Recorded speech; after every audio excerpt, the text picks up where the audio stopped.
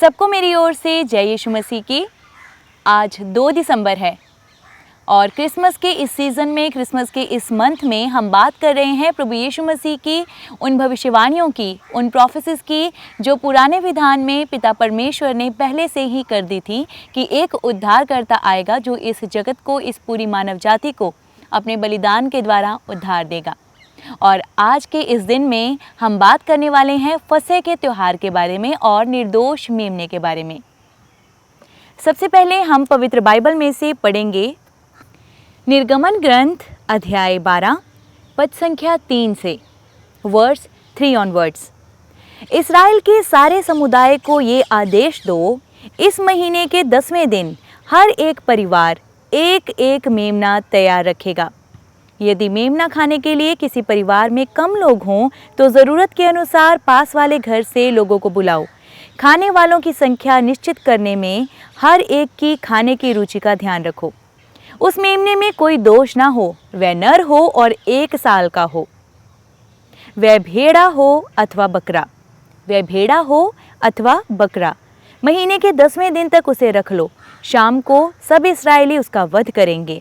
जिन घरों में मेमना खाया जाएगा, दरवाज़ों की चौखट पर उसका लहू पोत दिया जाएगा। उसी रात बेखमीर रोटी और कड़वे साग के साथ मेमने का भुना हुआ मांस खाया जाएगा। इसमें से कच्चा या उबाला हुआ कुछ मत खाओ, बल्कि सर, पैरों और आंतड़ियों के साथ पूरे को आग में भून कर खाओ। अगले दिन के लिए कुछ भी नहीं रखा जाएगा। जो कुछ बच गया हो उसे भोर के पहले ही जला दोगे। तुम लोग चप्पल पहनकर, कमर कसकर तथा हाथ में डंडा लिए हुए खाओगे। तुम जल्दी जल्दी खाओगे क्योंकि ये प्रभु का पास्का है। उसी रात मैं प्रभु मिस्र देश का परिभ्रमण करूंगा। मिस्र देश में मनुष्यों और पशुओं के सभी पहलौठे बच्चों को मार डालूंगा और मिस्र के सभी देवताओं को भी दंड दूंगा। तुम लहू पोत कर दिखा दोगे कि तुम किन घरों में रहते हो। वह लहू देखकर मैं तुम लोगों को छोड़ दूंगा। इस तरह जब मैं मिस्र देश को दंड दूंगा तब विपत्ति से बच जाओगे। इसी अध्याय की पद संख्या 11 में हम देखते हैं जहां लिखा, तुम लोग चप्पल पहनकर, कमर कसकर तथा हाथ में डंडा लिए हुए खाओगे। तुम जल्दी जल्दी खाओगे क्योंकि ये प्रभु का पास्का है। सबसे पहले मैं आपको पास्का का अर्थ समझा दूं। पास्का यानी कि पास ओवर, इसे इंग्लिश ट्रांसलेशन दिया गया है पास ओवर, यानी कि पास ओवर, पार करना या लांघना। दरअसल ये जो पास ओवर है, जिसे पास ओवर फीस्ट कहते हैं या पास्का का त्यौहार कहते हैं, फसह का त्यौहार कहते हैं, ये फसह शब्द हिब्रू लैंग्वेज से आया है। इसे हिब्रू में पेसा या पेसेज कहा जाता है, जिसका हिंदी ट्रांसलेशन फसह है और इंग्लिश ट्रांसलेशन पास ओवर है। आजकल पास ओवर यानी कि फसह एक यहूदी छुट्टी है जिसमें वो लोग फसह के त्यौहार को मनाते हैं। यहूदी लोग इस त्यौहार को इस बात को याद करते हुए मनाते हैं कि परमेश्वर पिता ने इस्राएलियों को मिस्र देश से कैसे छुड़ाया था। यहूदी कैलेंडर के अनुसार ये निसान के महीने के 14वें दिन आता है और उसके बाद 7 दिन तक चलता है, लेकिन रूढ़िवादी यहूदियों में ये आज भी 8 दिन तक मनाया जाता है। लेकिन अब बात ये है कि हम मसीहियों के लिए, ईसाइयों के लिए फसह का क्या अर्थ है, निर्दोष मेमने का क्या अर्थ है, पास ओवर का क्या अर्थ है। हम जानते हैं कि जब इस्राएली मिस्र देश में दास के रूप में अपना जीवन गुजार रहे थे, उस समय जब परमेश्वर पिता ने मूसा को चुना अपने लोगों को वायदा किए हुए देश में ले जाने के लिए, तब उन्होंने मूसा और हारून को फिरौन के पास भेजा।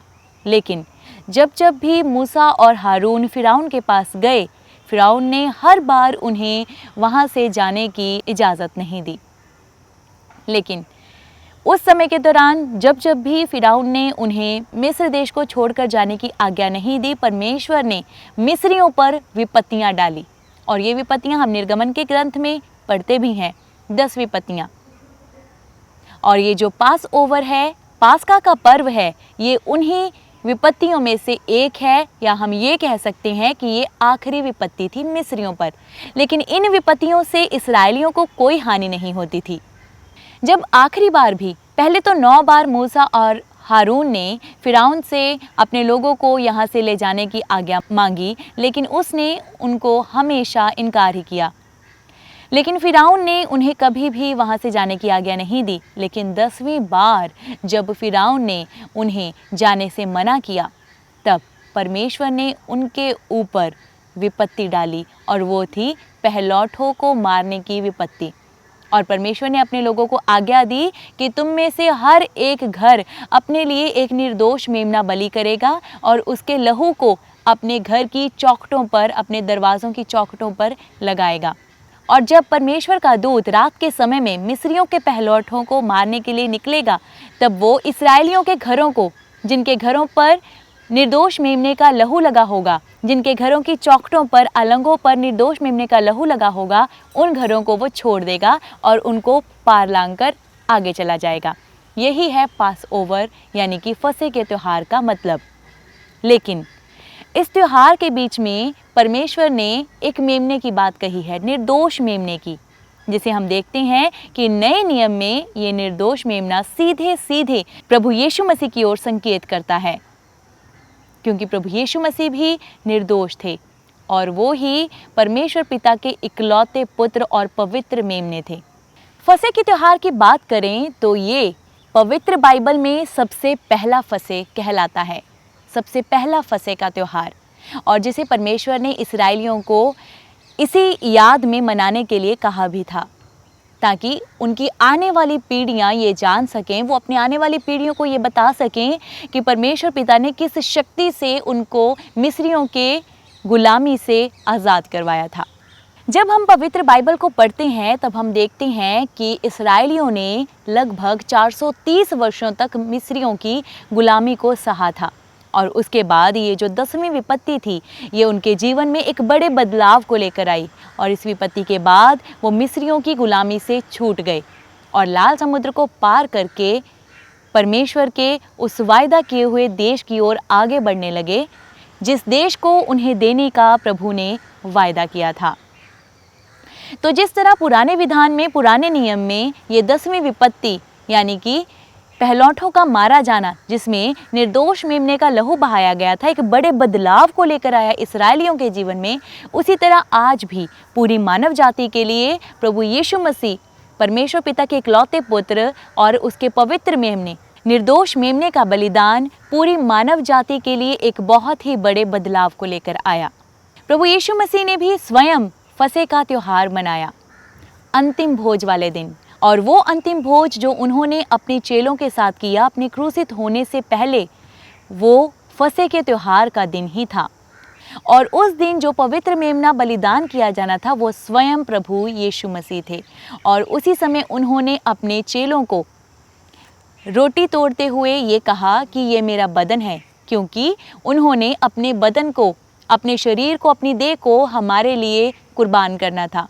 और जब उन्होंने अपने चेलों को दाखरस दिया तब भी उन्होंने यही कहा कि ये मेरा लहू है जो तुम्हारे लिए वरन पूरी संपूर्ण जाति के लिए बहाया जाएगा।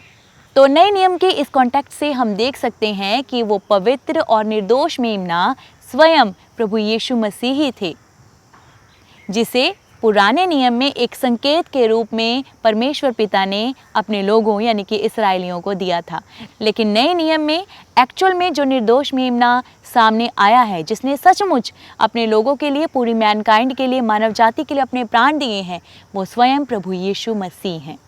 तो जिस तरह पुराने विधान में फसह का त्यौहार इसराइली इसलिए मनाते थे कि वो अपनी पीढ़ियों को, अपनी जनरेशन्स को ये बता सके, अपने नाती पोतों को ये बता सके कि किस तरह परमेश्वर ने बड़े बल से, बड़ी शक्ति से उन्हें मिस्रियों की गुलामी से छुड़ाया, उसी तरह आज भी प्रभु यीशु मसीह की कुर्बानी से, उसकी पवित्र कुर्बानी से जो उन्होंने क्रूस पर हमारे लिए दी, हम भी अपने भाई बहनों को, अपने लव्ड वंस को ये बता सकते हैं कि किस तरह प्रभु यीशु मसीह ने अपना निर्दोष लहू बहाकर हमारे पापों से हमें मुक्त कराया और हमारे लिए उद्धार का मार्ग खोल दिया।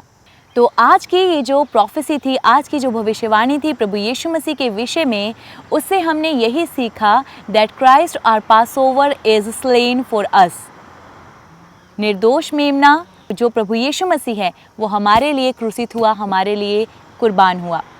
सो let us pray to the lamb of God before celebrating this Christmas, कि इस क्रिसमस के जश्न को मनाने से पहले पवित्र मेमना संपूर्ण रीति से हमारे जीवन में आए और हमारे जीवन की हर एक गुलामी को, चाहे वो पाप की है, गरीबी की है, बीमारी की है या कर्ज की है, उससे हमें मुक्त करे, ताकि हम आत्मिक रीति से तैयार होकर इस क्रिसमस को मना सकें। Stay blessed, God bless you all.